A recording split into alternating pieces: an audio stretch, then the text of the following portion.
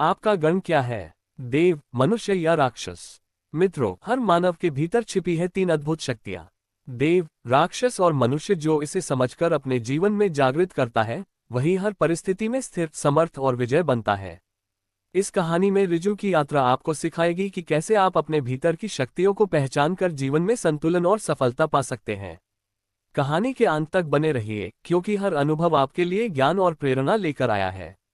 आइए प्रिय श्रोताओं, इस अद्भुत और प्रेरणादायक यात्रा की शुरुआत करते हैं। मित्रों, उज्जैन नगरी, जिसे लोग प्राचीन काल से ही धर्म और विद्या की राजधानी कहते आए हैं, वहां नर्मदा के किनारे एक गांव बसा था। उसी गांव में एक युवक रहता था, ऋजु। ऋजु बचपन से ही सीधा साधा और परिश्रमी था। उसकी आंखों में बड़े सपने थे। वह चाहता था कि उसका जीवन सफल हो, लोग उसका आदर करें और परिवार सुखी रहे, परंतु बार बार उसका प्रयास व्यर्थ हो जाता। जब वह शिक्षा प्राप्त करने गया तो मेहनत करने के बाद भी उसे अपेक्षित फल नहीं मिला। जब व्यापार शुरू किया तो साझेदार ने धोखा देकर उसका धन हड़प लिया। जब विवाह की बात चली तो किसी कारणवश संबंध टूट गया। हर बार वह सोचता, क्या मैं भाग्यहीन हूं या ईश्वर मेरी परीक्षा ले रहे हैं। ऋजु नर्मदा के तट पर घंटों बैठा रहता और लहरों से पूछता, है माता नर्मदा, मैं दूसरों की तरह मेहनत करता हूं, पर मेरी नाव हमेशा बीच धारा में डूब क्यों जाती है। कभी उसकी आंखों में आंसू आते, कभी क्रोध उमड़ता और कभी हार मानकर वह मौन बैठा रहता। उसके मित्र उसे समझाते, ऋजु, ये तो किस्मत का खेल है, जिस पर ईश्वर प्रसन्न हो उसी की नाव किनारे लगती है। पर उसका हृदय इस उत्तर से संतुष्ट नहीं होता था।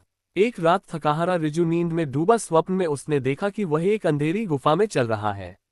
वहां 3 द्वार थे। पहले द्वार से दिव्य प्रकाश निकल रहा था, दूसरे से मध्यम ज्योति और छाया का मिश्रण और तीसरे से धुआं और अग्नि की लपटें। वह खड़ा सोच रहा था कि किस ओर जाए, तभी एक स्वर गूंजा, मनुष्य अपने मार्ग का स्वयं चयन करता है, पर जब तक उसे अपना गण ज्ञात न हो वह द्वारों के भ्रम में भटकता रहता है। स्वप्न टूट गया। ऋजु पसीने से तर था। उसने सोचा, ये गण क्या है जिसने मेरा जीवन उलझा रखा है। अगली सुबह ऋजु ने निर्णय लिया कि अब वह अपने प्रश्न का उत्तर ढूंढेगा। उसने मन में कहा, यदि जीवन की डोर मेरे ही हाथ में है तो मैं उसे समझना चाहता हूं। अगर कोई गण है तो मैं उसे जानूंगा। लोगों ने कहा कि नर्मदा किनारे एक महात्मा रहते हैं, जिन्हें सब अद्वैत योगी के नाम से जानते हैं। वे विरक्त, ज्ञानवान और समाधि में लीन रहते हैं। कहा जाता है कि वे मनुष्य के हृदय को देखकर उसके स्वभाव का भेद जान लेते हैं। ऋजु का हृदय धड़क उठा। उसने प्रण किया, कल से मेरी खोज आरंभ होगी। मैं उस महात्मा के चरणों में जाकर पूछूंगा कि मेरा गण क्या है। सुबह की लालिमा नर्मदा तट पर फैल रही थी। ऋजु अपने भीतर दृढ़ संकल्प लेकर उठ चुका था। आज उसका जीवन बदलने वाला था। ऐसा उससे भीतर ही भीतर आभास हो रहा था। लोगों ने बताया था कि महात्मा अद्वैत नर्मदा के दूसरे छोर पर एक प्राचीन पीपल के नीचे तपस्या करते हैं। वहां साधारण लोग सहजता से नहीं पहुंचते, क्योंकि वह स्थान शांत और रहस्यमय माना जाता था। ऋजु जब वहां पहुंचा तो उसने देखा एक विशाल पीपल वृक्ष, जिसकी शाखाएं मानो आकाश को छू रही हो। नीचे एक वृद्ध योगी ध्यान मगन बैठे थे। उनकी आंखें बंद थीं, मुख पर गहन शांति और शरीर से मानो प्रकाश सी आभा निकल रही थी। उनके चारों ओर हवा भी जैसे स्थिर हो गई थी। ऋजु का हृदय तेजी से धड़कने लगा। उसने धीरे से कदम बढ़ाया और हाथ जोड़कर प्रणाम किया। तभी बिना आंखें खोले ही योगी बोले, ऋजु, तू आ गया। ऋजु चौंक पड़ा और घुटनों के बल बैठ गया और बोला, गुरुदेव, मैं आपके पास उत्तर पाने आया हूं। मेरा जीवन कठिनाइयों से भरा है। मैं मेहनत करता हूं, पर सफलता नहीं मिलती। परिवार के लिए अच्छा चाहता हूं, पर सब हाथ से फिसल जाता है। महात्मा ने धीरे धीरे आंखें खोली। उनकी दृष्टि गहरी और गंभीर थी, मानो सीधे हृदय को पढ़ लेती हो। वे बोले, तेरे प्रयास व्यर्थ नहीं, परंतु तुझे अपना गण नहीं पता। जब तक मनुष्य अपने गण को नहीं पहचानता तब तक वह उसी दिशा में भागता है जहां उसका स्वभाव उसे खींच ले जाता है। ऋजु विस्मित होकर बोला, गण, ये कौन सा रहस्य है गुरुदेव? क्या गण भी भाग्य की तरह होता है? महात्मा अद्वैय ने गंभीर स्वर में कहा, गण तेरे भीतर की प्रवृत्ति है, तेरी आत्मा का झुकाव। ये तेरे विचारों को दिशा देता है और तेरे कर्मों को आकार। जब तू इसे नहीं जानता तो तू अपने ही भीतर से युद्ध करता रहता है। ऋजु और भी जिज्ञासु हो गया। उसने पूछा, क्या हर मनुष्य का गण अलग अलग होता है? योगी मुस्कुराए और बोले, हाँ पुत्र। महात्मा आगे बोले, आज मैं तुझे गण का प्रथम रहस्य बताऊंगा। वत्स, प्रत्येक जीव के भीतर 3 प्रकार की प्रवृत्तियां होती है, देवगण, मनुष्यगण और राक्षस गण। ऋजु ने पूछा, हे गुरुदेव, क्या हर मनुष्य में तीनों गण होते हैं? योगी मुस्कुराए और बोले, हाँ पुत्र, पर फर्क यह है कि किस गण का प्रभाव सबसे अधिक है। उदाहरण के लिए, एक व्यक्ति में करुणा और भक्ति का प्रभाव अधिक है तो वह देवगण प्रधान कहलाएगा। यदि क्रोध और लोभ अधिक है तो राक्षस गण, और जब संतुलन बना रहता है तब मनुष्यगण का प्रभाव दिखाई देता है। योगी ने आगे कहा, देवगण वे हैं जो प्रकाश, करुणा, दया और धर्म के मार्ग पर चलते हैं। ये गण जीवन में सफलता, शांति और सम्मान लाता है। जो व्यक्ति अपने देवगण का पालन करता है वह दूसरों के लिए आदर्श बनता है। ऋजु ने मन ही मन सोचा, क्या मैं अपने भीतर देवगण को पहचान सकता हूँ? महात्मा ने उसे दिशा दिखाई, जब तू निस्वार्थ सेवा करेगा, दूसरों की भलाई में आनंद पाएगा, तब तेरा देवगण प्रकट होगा। योगी ने धीमे स्वर में आगे कहा, राक्षस गण क्रोध, अहंकार, लोभ और हिंसा के प्रतीक हैं। यदि व्यक्ति इनके प्रभाव में चलने लगे तो जीवन में दुख, असफलता और विफलता बढ़ती है। ये गण मनुष्य को बार बार परीक्षा में डालता है। ऋजु को पहला झटका लगा। वह याद करने लगा, कितनी बार उसने गुस्से में काम बिगाड़ा, कितनी बार लोभ ने उसे राह से भटका दिया। महात्मा ने समझाया, देखा ऋजु, यही कारण है कि तेरे प्रयास अक्सर असफल रहे। तू अपने राक्षस गण को नियंत्रित नहीं कर सका। महात्मा ने मुस्कुराते हुए कहा, मनुष्य गण वह है जो देव और राक्षस के बीच संतुलन बनाते हैं। ये गण जीवन की सबसे कठिन परीक्षा है। ये व्यक्ति को मार्ग दिखाता है कि वह किस ओर बढ़े, धर्म की ओर या मोह माया की ओर। ऋजु ने पूछा, गुरुदेव, क्या इसका प्रभाव स्थायी है? योगी बोले, नहीं पुत्र, मनुष्य गण स्थायी नहीं है। यदि तू देवगण की ओर झुकेगा तो मनुष्य गण शांत होगा। यदि राक्षस गण की ओर झुकेगा तो जीवन में संघर्ष बढ़ेगा। इसलिए इसे समझना और साधना करना अत्यंत आवश्यक है। महात्मा अद्वैय ने ऋजु से कहा, आज से तू अपने भीतर ध्यान लगा। जब तू क्रोध अनुभव करेगा, सोच ये राक्षस गण है। जब तू आनंद और सेवा महसूस करेगा, समझ ये देवगण है। और जब तू भ्रमित होगा तो मनुष्यगण का प्रभाव है। इसी प्रकार तू धीरे धीरे अपने गण की पहचान करेगा। ऋजु ने गहरी सांस ली। उसकी आंखों में निश्चय की चमक थी। अब उसे पहली बार यह समझ आया कि उसके जीवन की असफलताओं के पीछे उसका अपना गण जिम्मेदार है।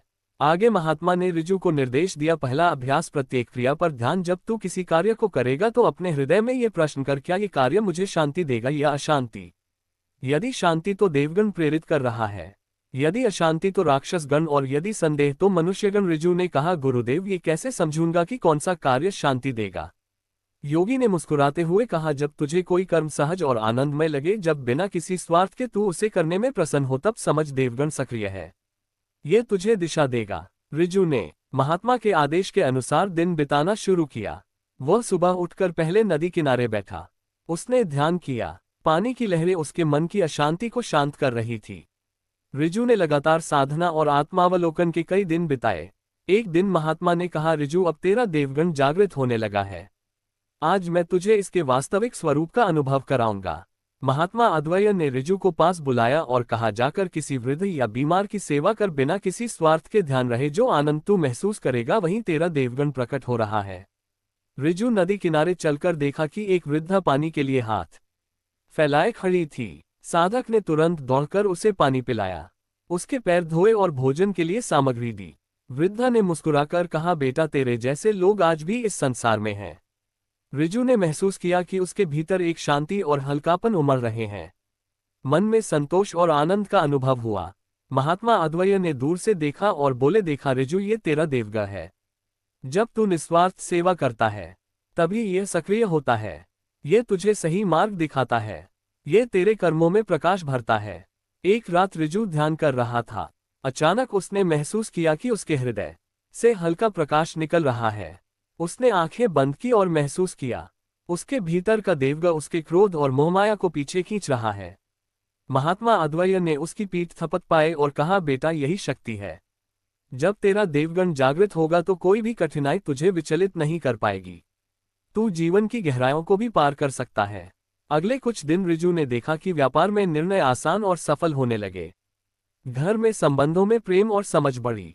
सबसे बड़ा परिवर्तन ये था कि अब वह अपने क्रोध और लोभ पर ध्यान रख सकता था। महात्मा अद्वैय ने कहा, अब तुझे पता है कि देवगण का अनुभव केवल सुख देने वाला नहीं, बल्कि यह तुझे सही और गलत की पहचान भी कराता है। जो मनुष्य इसे समझ लेता है वही मनुष्य जीवन का सच्चा स्वामी बनता है। कुछ सप्ताह की साधना और सेवा के बाद रिजू ने महसूस किया कि उसके भीतर की शांति और संतुलन बढ़ रहे हैं, लेकिन जीवन की परीक्षा कभी भी आसान नहीं होती। एक दोपहर जब रिजू अपने व्यापार की देखभाल के लिए बाजार गया, उसने देखा कि उसके पुराने साझेदार ने धोखे से उसके पैसे हड़प लिए। रिजू के भीतर अचानक क्रोध और असहायता की भावना उमड़ने लगी। उसका हृदय तेजी से धड़कने लगा, मुंह गर्म हो गया और हाथ पैर झकझोरने लगे। रिजू ने महात्मा अद्वैय के शब्द याद किए, जब लोभ और क्रोध उठता है तब राक्षसगण प्रकट होता है। वह गहरी सांस लेकर खुद से बोला, ये राक्षसगण है, इसे वश में करना होगा, नहीं तो यह मेरा विनाश कर देगा। रिजू ने आंखें बंद की और ध्यान लगाया। उसने महसूस किया कि उसके भीतर क्रोध की ज्वाला तेज हो रही है, लेकिन साथ ही उसके देवगण ने उसकी चेतना में हल्का प्रकाश छोड़ा। महात्मा अद्वैय की आवाज उसके मन में गूंजी, राक्षसगण केवल चुनौती है, पुत्र जो इसे समझकर नियंत्रित करे वही सच्चा विजेता है। रिजू ने व्यापारिक मित्रों को बुलाया और शांत स्वर में बात की। वह क्रोध को बाहर नहीं निकाल रहा था, बल्कि संयम से परिस्थिति का सामना कर रहा था। उसने देखा कि यदि वह क्रोधित होता तो न केवल पैसे खो देता, बल्कि अपने प्रतिष्ठा और संबंध भी टूटते। उस शाम नर्मदा किनारे बैठते समय रिजू ने सोचा, मैंने अपने राक्षसगण को पहली बार देखा और उसे रोकना सीख लिया। यही पहला सच्चा पाठ है। रात में ध्यान करते समय रिजू ने महसूस किया राक्षसगण उसकी चेतना में अभी भी मौजूद था, पर अब वह नियंत्रित था। यह अनुभव उसे यह सिखा गया कि राक्षस गण कभी पूरी तरह मिटता नहीं, लेकिन उसका प्रभाव कम किया जा सकता है। महात्मा अद्वैय ने पास बैठकर कहा, याद रख पुत्र, राक्षसगण जीवन में हमेशा रहेगा। ये शक्ति और लालसा के रूप में आता है, पर जो इसे समझता है और संयमित रहता है वही अपने कर्मों में सफलता पाता है। अगले कुछ दिनों में रिजू ने देखा कि क्रोध और लोभ में उबाल आने पर वह संयम बनाए रख सकता है। उसके फैसले अब जल्दबाजी में नहीं थे। व्यापार में उसके निर्णय सटीक हुए और परिवार में विवादों का समाधान भी सहज हो गया। रिजू ने महसूस किया कि राक्षस गण को पहचान लेना ही आधा विजय है। महात्मा अद्वैय ने उसे आश्वस्त किया, अब तुझे पता है कि जब राक्षस गण प्रकट होगा तो उसे नियंत्रित करना तेरा दायित्व है। यही साधना का अगला स्तर है। अब उसके भीतर देवगण की शक्ति प्रबल हो चुकी थी और राक्षस गण को नियंत्रित करना भी संभव हो गया था। परंतु जीवन की परीक्षा अभी पूरी नहीं हुई थी।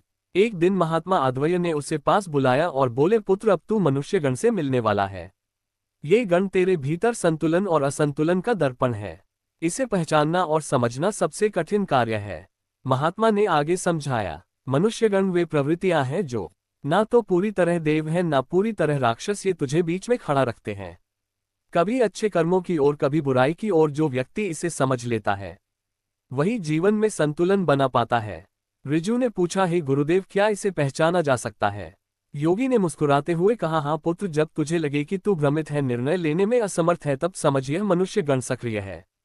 यह तुझे सिखाता है कि किस दिशा में कदम बढ़ाना उचित है। उस दिन रिजू ने देखा कि परिवार में बहस हुई। किसी छोटे विवाद में वह पहले क्रोध से प्रतिक्रिया देता। अब उसने ध्यान लगाया, मन में कई विचार उठ रहे थे। एक तरफ सेवा और माफी का विचार, दूसरी तरफ ईर्ष्या और नाराजगी का विचार। रिजू ने महसूस किया कि यह मनुष्यगण उसे बीच में खड़ा कर रहे हैं। वह गहरी सांस लेकर सोचता रहा और अंततः संयम से निर्णय लिया। विवाद को शांति से सुलझाया। महात्मा अद्वैय ने उसे दूर से देखा और कहा, पुत्र, मनुष्यगण केवल चुनौती देता है, पर जो इसे समझता है वही जीवन में संतुलन पा सकता है। ये गण तुझे तेरे सही मार्ग की पहचान कराता है। रिजू ने ध्यान में बैठकर मनुष्य गण का अनुभव किया। उसने देखा कि जब भी वह जल्दबाजी में या क्रोध में निर्णय लेता वह असफल होता। जब वह सोच विचार कर और संयमित होकर कदम बढ़ाता तब सफलता मिलती है। महात्मा अद्वैय ने उसे समझाया, मनुष्यगण जीवन में शिक्षक है। ये तुझे तुम्हारे निर्णयों और कर्मों का प्रतिबिंब दिखाते हैं। इसे ना समझे बिना देवगण और राक्षस गण का नियंत्रण भी अधूरा है। रिजू ने दिन रात आत्मलोकन करना जारी रखा। अब उसे समझ में आने लगा कि जीवन केवल अच्छाई और बुराई का संघर्ष नहीं, बल्कि संतुलन की कला है। मनुष्यगण के दर्पण में वह अपने निर्णयों और प्रवृत्तियों को देखता और सीखता रहा कि कब देवगण को प्रबल करना है और कब राक्षस गण को नियंत्रित करना है। उसने समझ लिया कि मनुष्यगण ही जीवन की कठिनाइयों और अवसरों का दर्पण है। अब रिजू का मन पहले से अधिक स्थिर, दूरदर्शी और जागरूक हो चुका था। कई वर्ष बाद रिजू एक सफल और संतुलित व्यक्ति बन चुका था। अंतिम बार वह महात्मा अद्वैय के पास गया और बोला, गुरुदेव, अब मुझे स्पष्ट है, मनुष्य को सबसे पहले अपना गण जानना चाहिए। महात्मा मुस्कुराए और बोले, स्मरण रखो पुत्र, हर जीव में तीनों गण रहते हैं, परंतु जो ये जान लो कि उसे किसे पोषित करना है, वही जीवन की गुत्थियां सुलझा लेता है। यही असली धर्म है। ऋजु ने प्रणाम किया और लौटा। उसकी आंखों में विश्वास था और उसके जीवन में प्रकाश। तो आज इस रहस्य को जानने के बाद अपने आप से नफरत या अहंकार ना करें। अपने गढ़ को अपनाएं, अपनी शक्तियों को पहचानें और अपनी कमजोरियों पर काम करें। क्योंकि आप चाहे देव हो, मनुष्य हो या राक्षस, आप इस ब्रह्मांडीय नाटक का एक अनमोल और अद्वितीय हिस्सा हैं। इस ज्ञान यात्रा में हमारे साथ अंत तक बने रहने के लिए आपका हृदय से धन्यवाद। हम आशा करते हैं कि इस रहस्य को जानने के बाद आप अपने और दूसरों के स्वभाव को एक नई और गहरी दृष्टि से देख पाएंगे। मित्रों, अगर आपको ये कहानी पसंद आई हो तो वीडियो को लाइक और शेयर जरूर करें और हमारे चैनल को सब्सक्राइब करें ताकि आप और भी ऐसी प्रेरणादायक कहानियां सुन सके। और हाँ, हमें कमेंट में बताएं कि आज की जानकारी आपको कैसी लगी। आपकी राय हमारे लिए बहुत मायने रखती है।